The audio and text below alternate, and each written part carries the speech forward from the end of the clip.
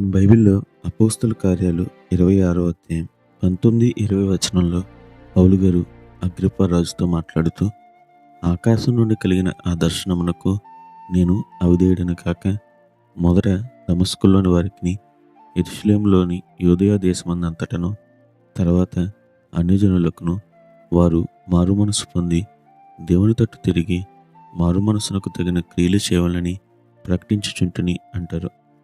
ఏ విధంగా అయితే పౌలు గారు తన దర్శనానికి అవిధేయుడు కాలేదో, అలాగే ఒక వ్యక్తి తన దర్శనానికి అవిధేయుడు కాక దేవుని పని చేశారు.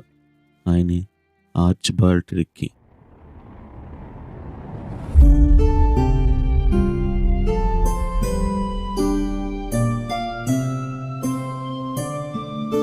ఆర్చిబాల్డ్ రిక్కీ గారు 1862లో కెనడాలో ఒక నిరుపేద కుటుంబంలో జన్మించారు. చిన్ననాడు పంట పొలాల్లో పనిచేశారు. తరచూ జ్వరం, బలహీనతతో భయపడే ఈయన ఒకసారి ప్రాణాపాయ పరిస్థితిలోకి వెళ్ళిపోయారు. అయినా బలహీనతలో నా బలం పరిపూర్ణమవుతుంది అన్న దేవుని మాట ప్రకారం స్వస్థపరచబడి దేవుని సేవకు ఉన్న పిలుపును గ్రహించారు.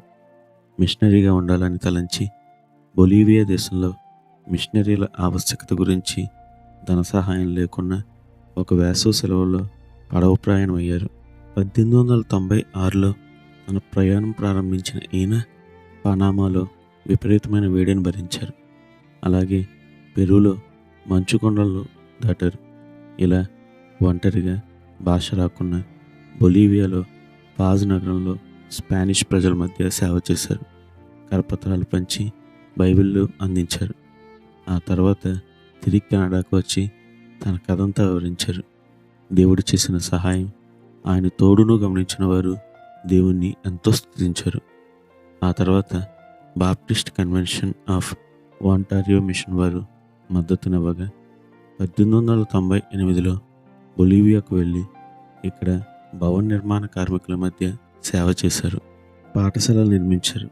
సువార్త సవాల్తో కూడిందైనా ఇతని కథ విన్నవారు అనేకులు తమను మిషనరీలుగా మారి బొలీవియా వచ్చారు.